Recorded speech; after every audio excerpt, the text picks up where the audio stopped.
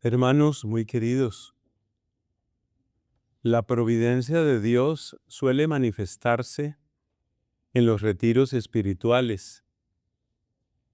Las lecturas que hemos escuchado son las que corresponden al día litúrgico en que estamos, es decir, el viernes después de ceniza. Y yo me atrevo a decir que, especialmente en la primera lectura, Dios nos ha regalado el mapa de este retiro. Es impresionante la densidad de enseñanzas que están ahí en esa lectura de Isaías. Son tantas, con la ayuda del Señor, con el auxilio de su Espíritu Santo. Deseamos exponerlas, presentarlas, saborearlas. El texto, para quienes estén interesados en volver a él, el texto es del capítulo 58 de Isaías. Todo empieza con una denuncia. Y ahí también comienzan las enseñanzas para nosotros. Dios invita al profeta a que sea valiente denunciando el pecado. ¿Y por qué Dios quiere que el pecado sea denunciado? Porque Dios quiere separarnos de nuestro pecado. Dice el Salmo 103, Él aleja de nosotros nuestros delitos. Primera gran enseñanza, tú no eres tu pecado. Dios quiere separar ese pecado que se ha adherido como una costra a nuestra vida. Dios quiere separarlo de nosotros. Y la denuncia del pecado no es una agresión contra el pecador, sino una misericordia que empieza el acto divino de separar al pecador de su pecado. Denunciar, por ejemplo, la mentira es el comienzo de la libertad para el mentiroso. Denunciar la envidia es el primer acto para separar al envidioso de su envidia. Y así con todos los pecados, la codicia, la lujuria, la ira, la pereza. Pero sucede algo, y es que a nosotros no nos gusta que nos denuncien nuestros pecados, no nos gusta. Y tenemos que preguntarnos, si la denuncia es el comienzo de nuestra libertad, hay que preguntarse, ¿por qué no nos gusta? Y la respuesta es muy fea. La respuesta es porque amamos nuestros pecados, porque nos hemos acostumbrado a ellos, porque nos gustan las ventajas que traen los pecados, así sean veneno para nuestra alma. Es ese apego que tenemos a nuestro pecado lo que hace que no nos guste que lo denuncien. Y le voy a hacer una comparación. Supongamos una persona que está enferma. Esa persona va donde el médico. El médico, ¿qué es lo que hace?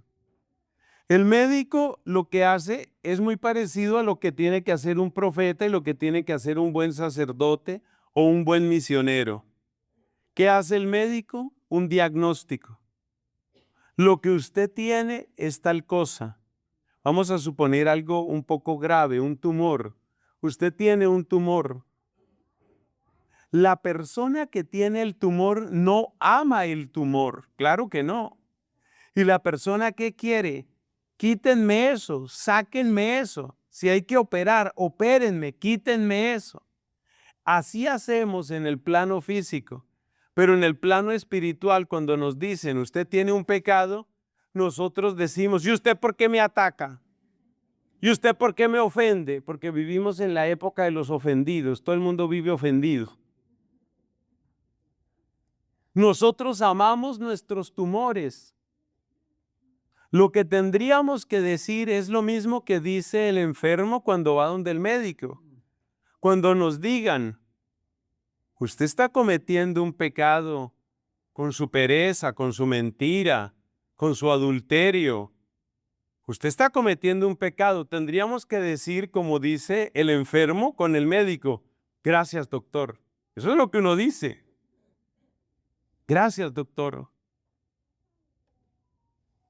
Entonces, hermanos queridos, ahí está la primera enseñanza. No amemos el pecado y recibamos con docilidad la corrección, como nos exhorta, entre otros textos en la Escritura, la carta a los Hebreos, que tiene esa frase.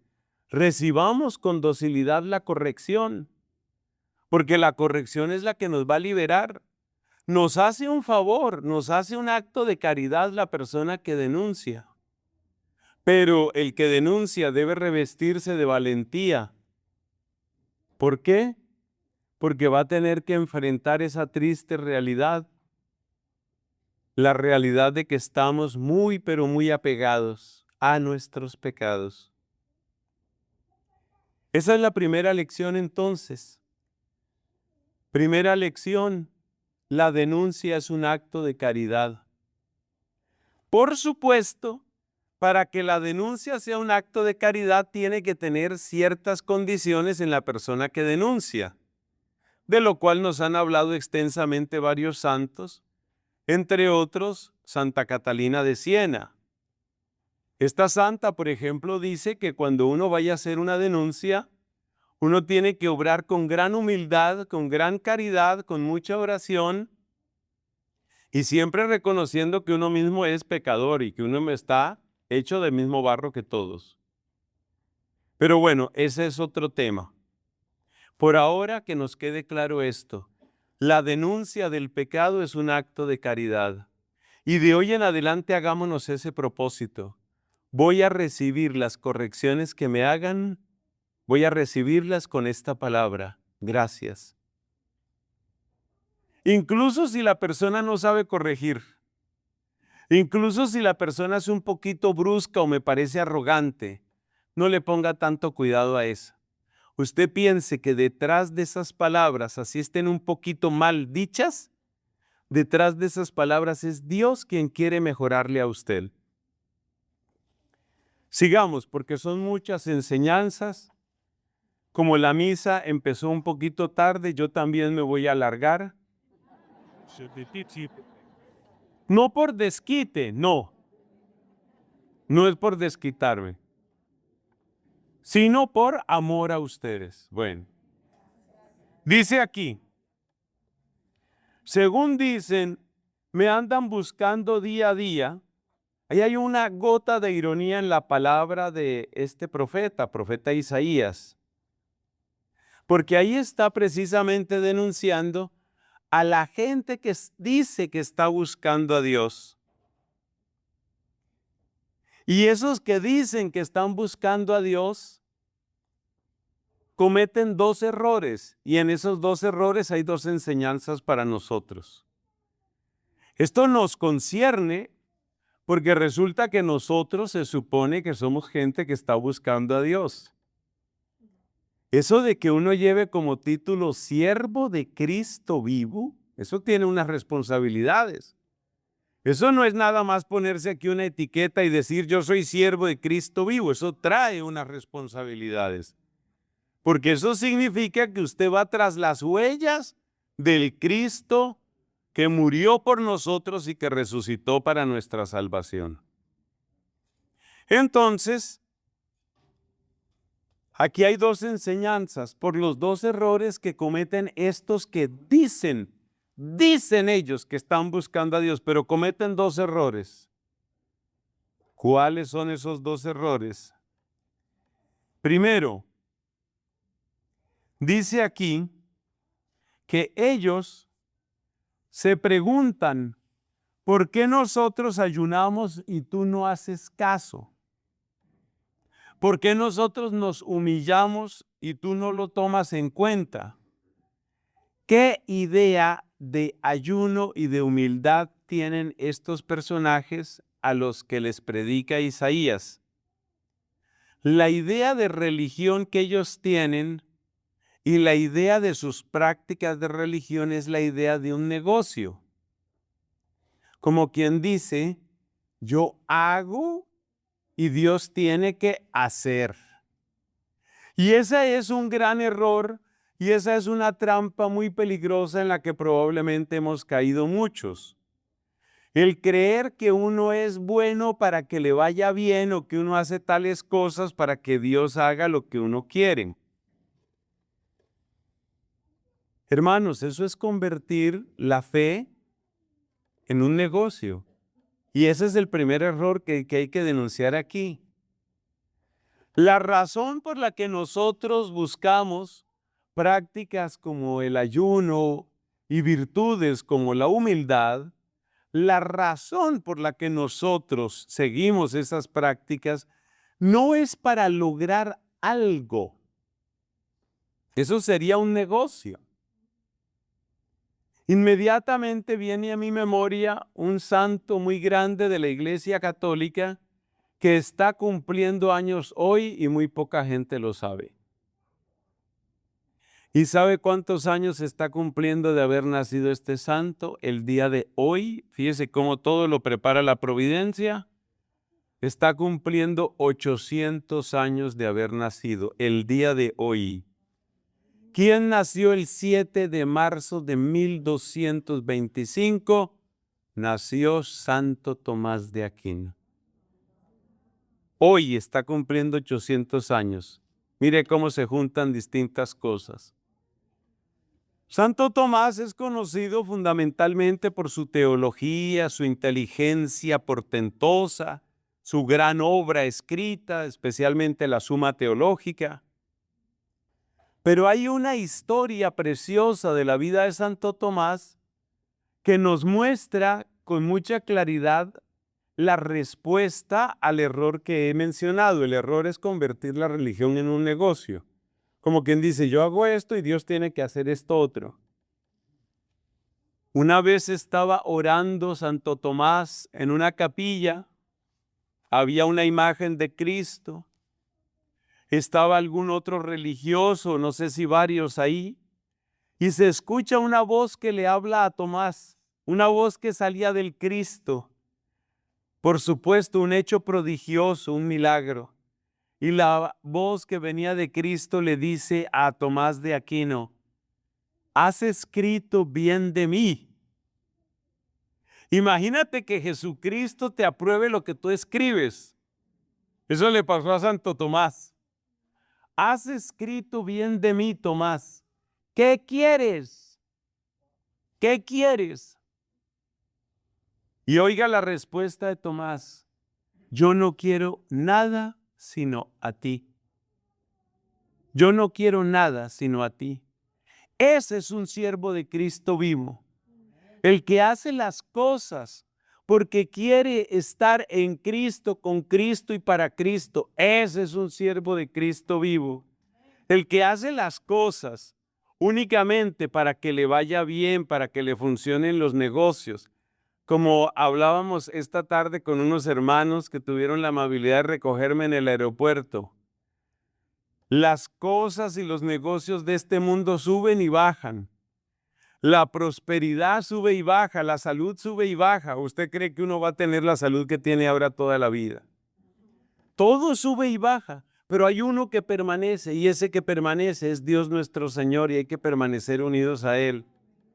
Entonces el error que cometen estos que dicen que están buscando a Dios es que en el fondo están buscando sus intereses. Ya San Pablo denunciaba eso, todos buscan sus intereses, no los de Cristo Jesús. Entonces un siervo de Cristo vivo tiene que ser una persona que no busca sus intereses. Es posible que por servir a Dios me maltraten. Es posible que por servir a Dios me excluyan. Es posible que por servir a Dios me humillen. Y entonces el demonio vendrá y me dirá, mira, dizque sirviendo a Dios y mira lo mal que te va. Mira los negocios que estás perdiendo, mira las amistades que te han abandonado, mira la mala suerte que tienes.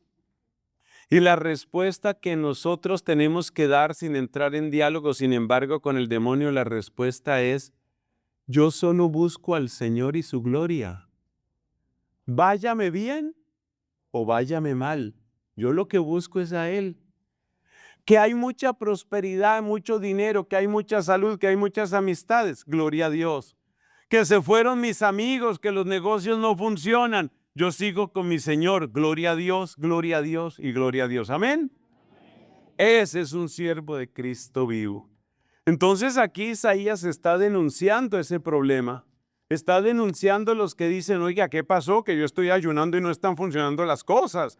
¿Qué pasó? Que yo me humillo y nada, que me funcionan las cosas. No, Señor, así no es. Así no es.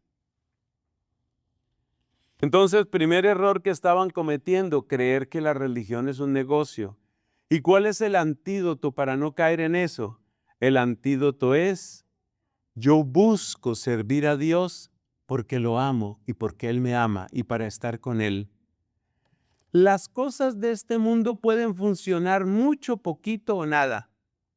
Recuerde otra frase de San Pablo. San Pablo decía: yo sé vivir en la riqueza y sé vivir en la pobreza, sé vivir en abundancia o en escasez. Así tiene que ser el siervo de Cristo vivo. Si a usted le llega la prosperidad y usted se vuelve loco y se vuelve pagano y se dedica solo a los placeres de este mundo, usted no es siervo de Cristo vivo. Si usted tenía su dinero y tenía su prosperidad y la pierde y usted reniega de Dios, usted no es siervo de Cristo vivo. Pero si usted es rico porque le han salido bien los negocios y usted permanece humilde y generoso y no se deja emborrachar por esa riqueza, usted sí es siervo de Cristo vivo. Si a usted le salen mal las cosas o lo maltratan o lo excluyen o se burlan de usted o le llega la enfermedad y usted permanece fiel, usted es siervo de Cristo vivo. Esa es la enseñanza que nos da esta lectura. Otra enseñanza, porque dijimos que cometían dos errores. El segundo error que cometía esta gente es este: dice: en los días de ayuno ustedes se dedican a sus negocios, obligan a sus empleados a trabajar, ayunan entre peleas y contiendas. Y dice el Señor: el ayuno que yo quiero es este: romper las cadenas injustas, desatar las amarras del yugo, dejar libres a los oprimidos. Entonces, ¿qué es lo que está denunciando ahí Isaías? Está denunciando la religión que se queda en el rito y que no aterriza en la vida. Yo conocí un predicador en cierto país que no es este. Conocí un predicador que era muy reconocido, muy elogiado, y ciertamente era una persona de una tremenda elocuencia, muy buen orador. Yo lo escuché algunas veces. Como yo estaba haciendo misión en esa parte de ese país, él me invitó a que me hospedara en su casa. Bueno, se dieron las circunstancias, fuimos a su casa. Pero yo les quiero decir que desde el momento en que él estacionó su auto, se volvió otra persona. Porque ya no era el público, ya no era el orador, ahora era el dueño de casa. Y empieza este hombre a gritar y a maltratar a toda la gente que trabajaba, y tenía como 2 o 3 empleadas. Con arrogancia, con soberbia: fulanita, ¿qué pasa con esto? No le dije. Y yo decía: este es el mismo que estaba predicando allá en la iglesia, que tenía palabras tan bonitas para hablar de la caridad, la santidad, la humildad. Y cuando se encuentra con los humildes, cuando se encuentra con una empleada doméstica, mire cómo la trata. Yo me sentí muy mal, pero en eso seguramente hemos caído muchos. Es decir, volvemos a la religión un rito y mientras estamos en ¿el ambiente cuál es? Por ejemplo, esto se llama el ambiente. Yo los veo a ustedes y yo veo caras de santos, realmente. Santos feos, pero santos. Porque no todos los santos eran bonitos. Entonces, esto se llama el ambiente. Uno en el ambiente, uno es espiritual, uno alaba, adora, intercede, se conmueve, derrama lágrimas, abraza a todos. Pero ¿cuál era el problema que denunciaba Isaías aquí? ¿Y la vida? ¿Y tu vida? Fíjese lo que dice aquí. Mire lo que dice aquí. Romper las cadenas injustas, desatar las amarras del yugo, compartir tu pan con el hambriento, vestir al que veas sin ropa, sin lo necesario, no volverle la espalda a tu hermano. En un ambiente de estos, que es un ambiente fraterno, cariñoso, festivo, no, aquí todos somos de canonizar. Pero la pregunta es, cuando tú sales de aquí y estás en tu trabajo, en esa tienda donde trabajas, en esa obra donde estás ayudando en la construcción, en ese consultorio, en ese salón de clase, cuando ya estás allá en tu vida, ¿eres el mismo o te vuelves otra persona? Entonces, ¿cuáles son las dos enseñanzas que nos da Isaías aquí al referirse a la gente que supuestamente está buscando a Dios? Primera enseñanza, cuidado con volver la religión un negocio, una transacción. Antídoto para no caer en eso, busco la gloria de Dios y estar con mi Señor, váyame bien o váyame mal. Segunda denuncia que hace Isaías para esta gente que supuestamente buscaba al Señor, incoherencia entre el rito y la vida. La única solución para eso nos la dio San Ignacio de Loyola cuando predicó con tanta fuerza la necesidad de examinar uno su conciencia.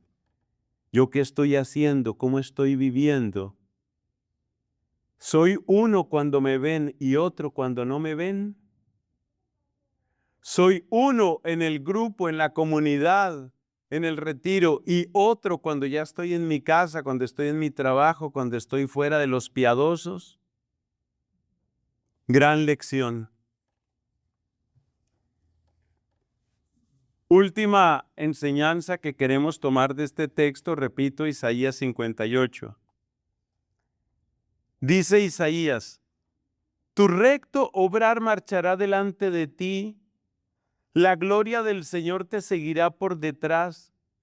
Entonces, si llamas al Señor, te responderá, y cuando lo llames dirá, aquí estoy. ¿Sabe lo que nos está dando Isaías aquí? Nos está dando el secreto de la unión con Dios. Hay un santo, el fundador de mi comunidad, Santo Domingo de Guzmán, que era un hombre de muchísima oración. Él hacía muchas vigilias. Dicen los biógrafos, dedicaba la noche a Dios y el día al prójimo. Hacía mucha oración. Y en alguna oportunidad, Santo Domingo estaba haciendo una vigilia, una noche de oración, junto con un amigo suyo, obispo. Este santo obispo y este santo fundador, Domingo de Guzmán, estaban en oración esa noche. Y Domingo le soltó una confidencia preciosa a este obispo que me parece que se llamaba Diego, debió ser el obispo Diego. Le dice Santo Domingo a este obispo: hay algo que quiero compartirte. No me acuerdo haberle pedido alguna cosa a Dios que me la haya negado. Analice usted el grado de unión que tenía Santo Domingo con Dios nuestro Señor. Repito la frase: no me acuerdo haber pedido alguna cosa a Dios que me la haya negado. ¿Cuál era el secreto de Domingo? Nos lo da Isaías 58. Cuando nosotros vivimos estas recomendaciones que hemos dicho,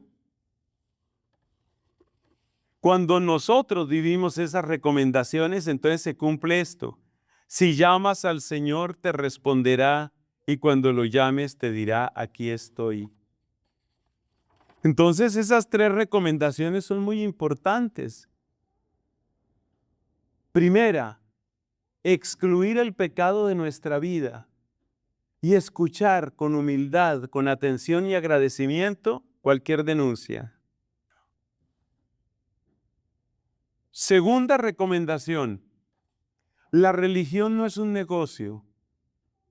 Yo busco a mi Señor, váyame bien o váyame mal, lo que me interesa es estar con Él.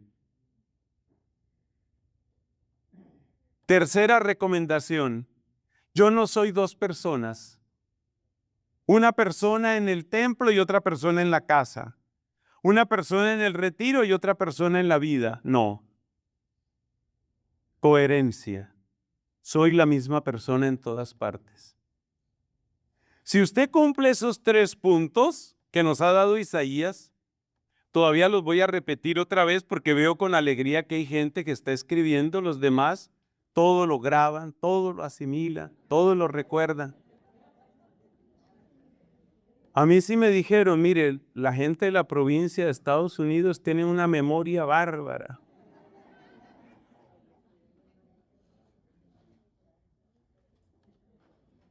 Entonces repito, para los de la memoria bárbara, repito. Primera lección: excluir el pecado de mi vida. Y por consiguiente, recibir con humildad y agradecimiento toda corrección. Excluir el pecado de mi vida. Segunda lección: me apego al Señor y busco su gloria, váyame bien o váyame mal. Y tercera lección: coherencia entre la fe y la vida, entre el rito y la vida, entre el templo y la vida. Eso lo vivió Santo Domingo. ¿Y qué pasa cuando tú vives esas tres cosas? Que tu oración empieza a sintonizar y a sintonizar con Dios, porque ya tu corazón ha sintonizado con Dios. Hay unos sistemas de internet y también hay sistemas de televisión. Eso primero existía con televisión y ahora por internet, que son por satélite. Yo me acuerdo cuando en mi país, Colombia, empezaban a instalar esa televisión satelital. ¿Se acuerda que llevaban o llevan, no sé, un platico, ¿no? Eso lo llevan a la casa, pero tiene que ir un técnico y tiene que orientar el platico ese. Yo lo llamo el platico. En realidad, pues es una superficie parabólica que recoge la señal, la condensa. Entonces tiene que ir un experto, porque si tú pones ese platico para donde no es, no agarra el satélite. Entonces, este platico, que yo lo llamo platico, toca moverlo, y ellos tienen la dirección exacta, pero exacta es hasta el milímetro. De manera que ese platico, esa antena, que es un nombre mejor, esa antena, capta la señal del satélite y ahí entra la televisión o el internet o lo que sea. Ese ajuste fino, eso es lo que nos da Isaías aquí. El ajuste fino consiste entonces en tres cosas. Tres cosas que mire, ya el Señor finalmente sacó la libretica. Ahora, Él la sacó voluntariamente. No fue que nadie lo obligara. Porque hay gente que dice, lo obligaron. No, él la sacó voluntariamente. Algunas veces hay personas que obligan a los hombres casados.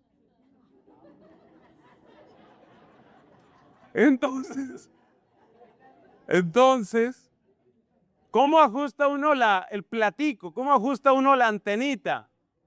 Primero, tengo que tener el propósito de sacar el pecado de mi vida. Punto. Con el pecado no se negocia, no hay pecado que tenga derechos. No es que porque yo soy hombre, porque yo soy mujer, porque a mí me gustan los hombres y soy homosexual, porque yo tengo un adulterio.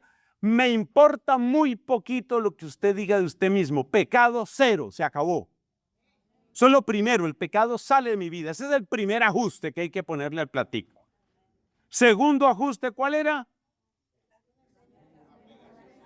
Eso, muy bien. Y ella no apunta ya. Es de la provincia de los Estados Unidos de América, no apunta. Entonces yo busco al Señor, yo no hago negocios con la religión, yo busco al Señor. No importa cómo me vaya, yo lo busco a Él, yo quiero estar con Él. Es posible que me aplaudan o es posible que me persigan. Santa Teresa de Jesús decía, dame muerte o dame vida, lo que quieras, Señor. ¿Qué mandáis hacer de mí? Decía Santa Teresa de Jesús. Ese es el segundo consejo y eso va ajustando la antena, va ajustando para que apunte al satélite y el satélite es la voluntad del Señor. Y la tercera recomendación es la coherencia entre la fe y la vida. Voy a hacer el mismo en todas partes, con mucha gente, con poca gente, cuando yo esté solo, cuando me quieren, cuando no me quieren, cuando estoy en el trabajo, cuando estoy en el estudio, soy el mismo en todas partes. Cuando usted aplica esas tres cosas, su antena queda perfectamente alineada con el satélite y entonces cuando usted habla según el Señor. Usted ama según el Señor. Usted siente según el Señor. Así como dijo el apóstol San Pablo en el capítulo 2 de la carta a los Filipenses, tengan entre ustedes los mismos sentimientos de Cristo. Eso significa, traducido a siglo XXI, ajusten la antena. Y eso fue lo que nos dio Isaías, capítulo ¿qué?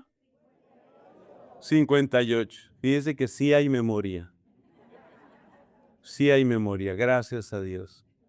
Entonces, mire, yo pienso que Dios nos ha dado el mapa del retiro con este texto. Y es el de la misa de hoy, no lo hemos cambiado. Pero nos ha dado el mapa para que nosotros vivamos este tiempo con amor, con humildad, con corazón de discípulos. Amén.